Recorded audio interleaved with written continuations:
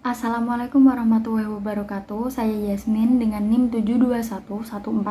72114199198 dan minggu kali ini saya akan menjelaskan materi tentang mengaplikasikan sistem web dan blog sebagai penunjang sistem informasi manajemen corporation. Yang pertama ada sistem informasi. Sistem informasi merupakan program yang menjalankan program lain di komputer. Program ini menjalankan peralatan seperti hard drive dan mouse. Dan Microsoft Windows adalah sistem operasi yang paling populer untuk mikrokomputer. Hampir semua manajer atau profesional pasti menggunakan sistem operasi Windows pada suatu saat dalam karirnya. Sistem operasi Windows yang baru untuk PC adalah Windows XP, dan seiring dengan tersedianya program-program aplikasi baru dengan dirancangnya jenis peranti keras baru, sehingga sistem informasi harus diperbarui agar sumber daya baru ini dapat dimanfaatkan. Selain Windows, ada sistem operasi yang lain, yaitu seperti Apple Computer membuat Mac OS X, dan selain itu, komputer mikro standar dari Lenovo, Dell, Gateway, dan lain-lain dapat menggunakan sistem operasi Unix.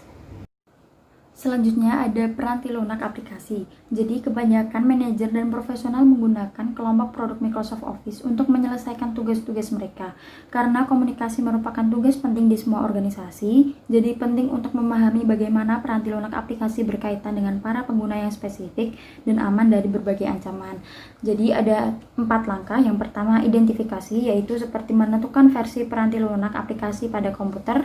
Dan yang kedua seperti halnya dapat membarui sistem operasi, dan yang ketiga melacak perubahan. Jadi contohnya seperti banyak manajer dan profesional bekerja dalam tim virtual di kantor yang berbeda pada zona waktu yang berbeda, dan mereka saling bertukar dokumen Word dan lembar kerja Excel yang mencerminkan kerja tim. Lalu yang terakhir perlindungan kata sandi. Para manajer seringkali menyertakan sebuah lembar kerja dan dokumen pada sebuah email. Karena email sering ditargetkan oleh hacker, maka manajer mungkin perlu menambahkan proteksi kata sandi pada lembar kerja Excel dan dokumen Word serta presentasi PowerPoint. Lalu ada virus dan spyware. Virus dan spyware merupakan masalah yang serius. Spyware tidak bersifat berbahaya karena tidak dikirimkan ke komputer untuk menghentikan kerjanya atau untuk mencuri informasi yang sensitif. Tapi sebaliknya, virus dibuat untuk menghancurkan atau mencuri informasi pada komputer dan menyebabkan komputer menjadi tidak berguna. Yang pertama ada proteksi, yaitu virus dan spyware di komputer dapat dengan cepat menyebar melalui jaringan di tempat kerja atau sekolah. Dan komputer yang tidak terlindungi dapat menjadi sumber infeksi bagi ratusan atau ribuan komputer yang lain. Lalu yang kedua ada ancaman dan hoax. Organisasi yang legal tidak akan mengirimkan email dengan link yang menanyakan informasi akun atau kata sandi. Selanjutnya email. Implikasi di tempat kerja, yaitu email melewati banyak server pada perjalanannya dari pengiriman ke penerima, dan sebagian besar dari server ini dibuat cadangannya berulang kali sehingga menyimpan catatan komunikasi email yang panjang. Dan yang kedua, etiket email di tempat kerja, yaitu seperti karena pesan-pesan email dapat bertahan dalam waktu yang lama dan dikirimkan kepada orang lain, jadi penting untuk berkomunikasi dengan jelas dan sopan dalam email. Dan yang ketiga, ada akun email pribadi. Jadi email pribadi sebaiknya dikirimkan melalui komputer yang dibeli menggunakan peranti lunak yang sudah dibeli dan jaringan komunikasi yang dibayar. Lalu pada proyek yang kedua kita membuat dokumen front page. Langkah pertama yaitu membuat daftar beranda, langkah kedua membuat tabel, dan langkah yang ketiga menambahkan gambar. Gambar ini merupakan suatu bentuk komunikasi yang memiliki kekuatan pada suatu halaman web. Dan yang keempat membuat daftar bernomor, dan yang kelima membuat link halaman web. Jadi untuk bagian akhir ini kita membuat 3 jenis link. Yang pertama link untuk alamat email, dan link untuk halaman web yang lain, dan yang terakhir link untuk bagian lain halaman web tersebut. Untuk melihat halaman web yang telah dikerjakan, di bagian bawah layar front page terdapat 3 pilihan, yaitu normal, HTML, dan preview. Klik preview untuk melihat halaman web yang ditampilkan pada browser, klik kontak us untuk membuka sebuah jendela yang berinteraksi dengan program email, dan tandai link to my school dan go to off page jika link tidak bekerja.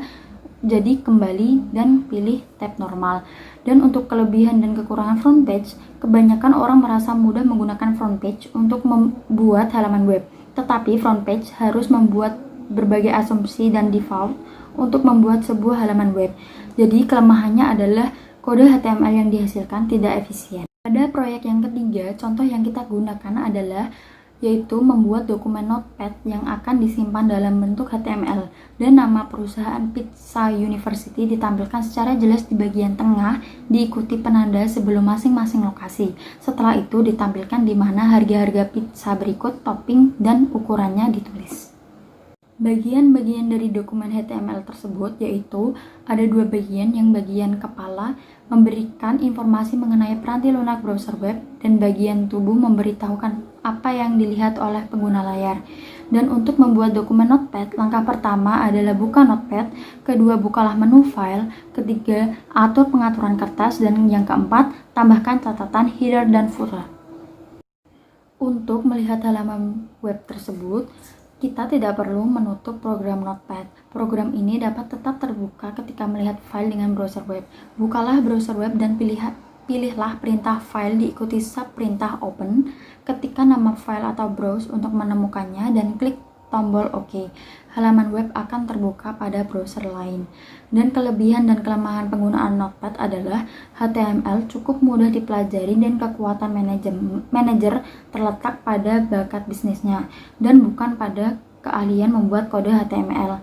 Lalu untuk kelemahannya, yaitu membuat halaman web di Notepad adalah keharusan untuk mempelajari perintah-perintah HTML dan memproses pembuatan kode. Untuk proyek yang keempat, contoh yang digunakan adalah formulir yang mencatat evaluasi seorang siswa terhadap seorang pembicara. Bagian-bagian formulir tersebut yang pertama yaitu mengumpulkan informasi mengenai siswa yang mengevaluasi pembicara. Kedua, web ini menanyakan tingkatan kelas pengguna. Dan yang ketiga, menu drop down memberikan pengguna daftar pilihan yang bersifat saling eksklusif. Dan yang keempat, field terakhir dari contoh meminta komentar tambahan dari siswa. Dan yang kelima, perintah submit ditampilkan untuk memilih tidak memindah data yang dikumpulkan oleh formulir ini. Dan yang terakhir, perintah reset akan menginsert ulang untuk semua pilihan kepada isian awal. Dan untuk menyimpan contoh tersebut, kita harus menyimpan dokumen sebagai file HTML. Masukkan nama file untuk proyek, jenis file yang harus dipilih adalah all files, dan pengodean harus diset ke ANSI. Dan untuk melihat halaman web, yaitu bukalah browser web dan pilihlah perintah file diikuti sub perintah open, dan ketikkan nama file atau browse untuk mencarinya, dan kliklah tombol OK, dan halaman web akan muncul di browser. Pada proyek yang 5, contoh yang kita gunakan adalah formulir untuk membeli buku mata kuliah sistem informasi.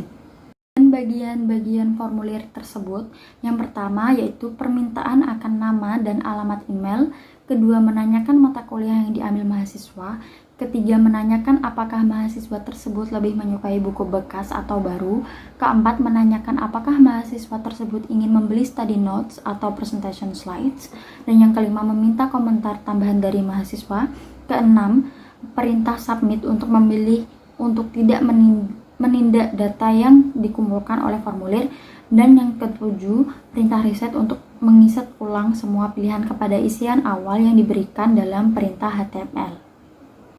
Sama seperti proyek yang sebelumnya, untuk menyimpan contoh, kita harus menyimpan dokumen sebagai file HTML dan masukkan nama file untuk proyek. Jenis file yang harus dipilih adalah all files dan pengodean harus diset ke ANSI.